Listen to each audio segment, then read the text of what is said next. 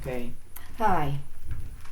I want to make a video today about my adoption. A couple videos.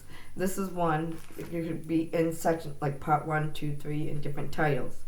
And I want to explain about my life as an adoptee, about adoption, and why people should adopt why people should adopt and the anyways, and I want to tell about my adoption life story in a certain way. Well, the first thing is, if anybody adopts, I want to say is make sure they are loved. Make sure that when you adopt, that they're loved and that they're like your own children. And when they get older, and make sure that they will want to see their real parents. I think it's very important you be supportive in helping you. And also adoption, if you're doing adoption out of international, like South Korea, like I'm from, teach their heritage too. I have no regards of when it comes to adoption like that. And now I want to tell you about my story and what I think about adoption too. My story, well, I was adopted. I was abandoned. I came from White Lily Orphanage. And the orphanage was a poor orphanage. They didn't have much barley. They fed babies in according to my records, barley and tea. They didn't have much to feed babies because I was in a poor orphanage. And Korea back in the days was poor.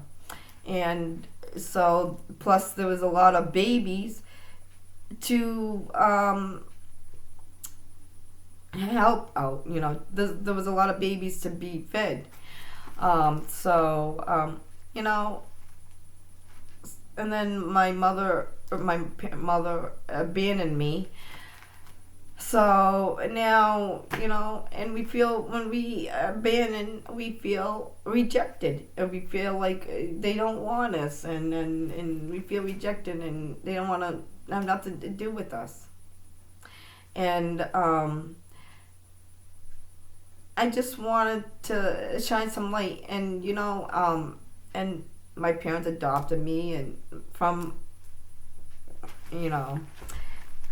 but they did this home study, and I think, honestly, I think this home study didn't, and they should do better when it comes to adoption, better home study, and looking into there, because even though I know some adults will just adopt, they might still lie and adopt, but it's better to them to research the people that are doing the home study.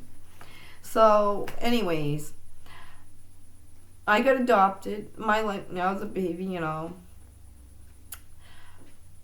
My parents both of my parents were alcoholics. I didn't mind the part that, I guess now looking as the adult that I am now, that I didn't mind them, because it's their life. They get, it's how you treat someone when you're, it's not how they because they were drunk, it's how they treated us. And then when they weren't drunk, but my parents, well, separate, mother and father. Well, first my parents got divorced when I was 7. Obviously, I'm gonna be 47, so I came here in the blizzard of 78 because I was born in 1977. And I just want to tell people my side of the story in different sections, different parts, because I don't want to have a whole long video, so I'm going to do this in parts. So,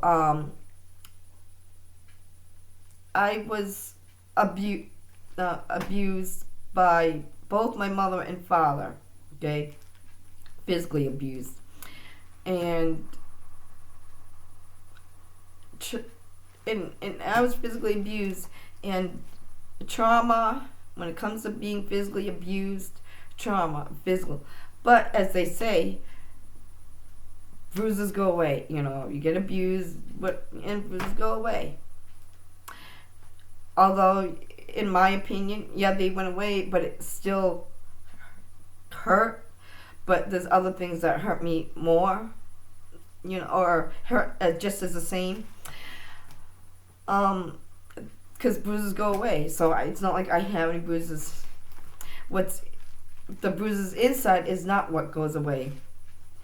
I mean, I've been physically abused by both of my parents. I was verbally abused by both parents. But when it came to emotional, I think that was my adopted mother more. And I was just abused and post-traumatic, and that's why I want to do another section, because on post-traumatic stress disorder and anxiety problems. You know, I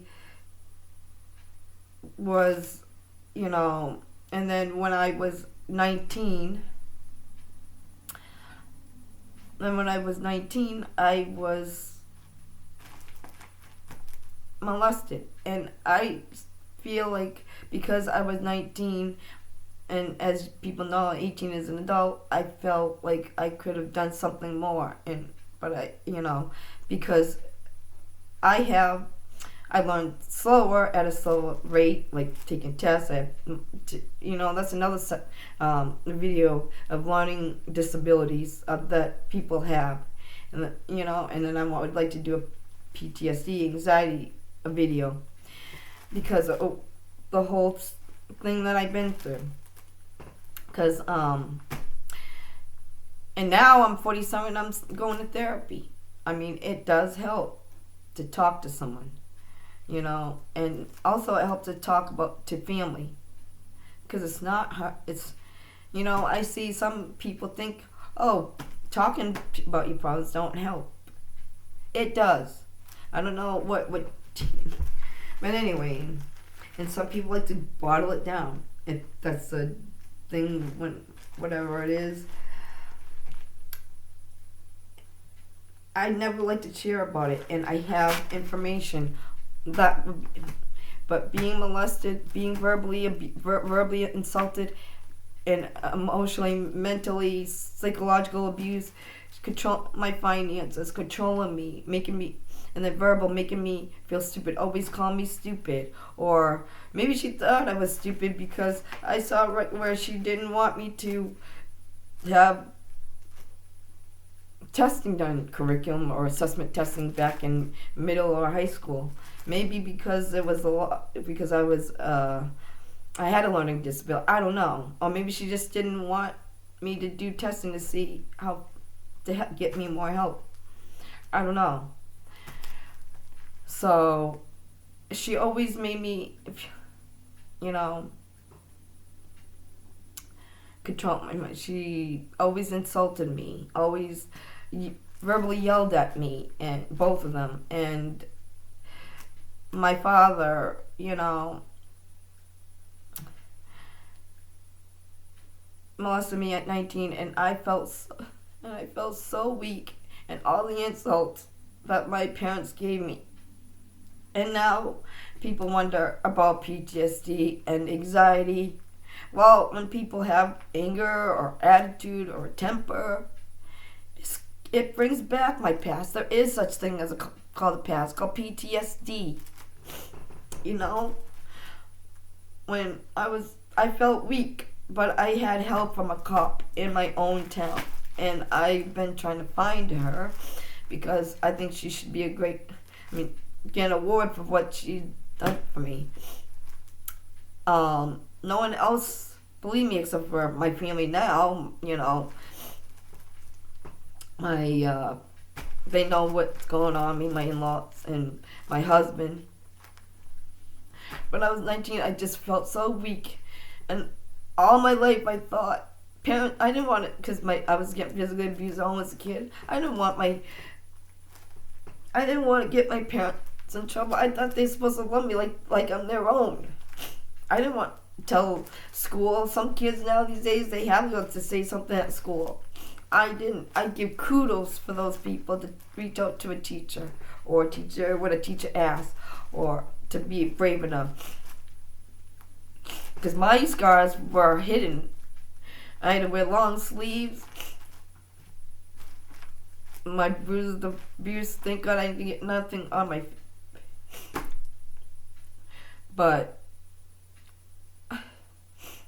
I was 19 and I just felt when my father, I was sitting in the living room living with them because I couldn't live with my adopted mother because she was abusive physically and verbally, and she would go up and down in like a wave of having waves, and I wouldn't, she'd take a break and she'd go back to it when I lived with my mother. And my father, when I turned 19, I lived with them. I was sitting in that living room and we were watching TV and he came out, and then he came out, and I had to look the other way. I was scared. And now, and I want to show this about this other thing, and in my other video, because it's, it's just a sad thing. And then when I would go to bed, he would come in and try to play with me, and I didn't like that. And then when my father would, because I would have to always, clean when I lived with them, and always he made me put, or this and that. But he would always joke with me and verbally yelled at me. Or one time I remember I was in the car, I thought it was something else on my pants, and he verbally yelled at me. And he would have this serious look. So when he joked with me, and even my adopted mother told him to stop joking with me, even though she was insulting, but she never would joke with me. Earl was like that. He would joke with me. And my father, he would joke with me. He would joke with me, and I wouldn't know whether if he was, because when he yelled, he would have a serious face. And when he joked, he would have a serious, and then say later, I'm joking. And people wonder why I don't like joking. Being insulted. I can, in physical abuse, the physical abuse when I was a kid,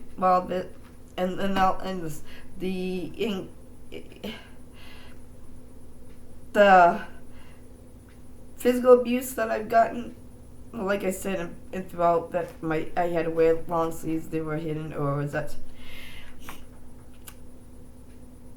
it was,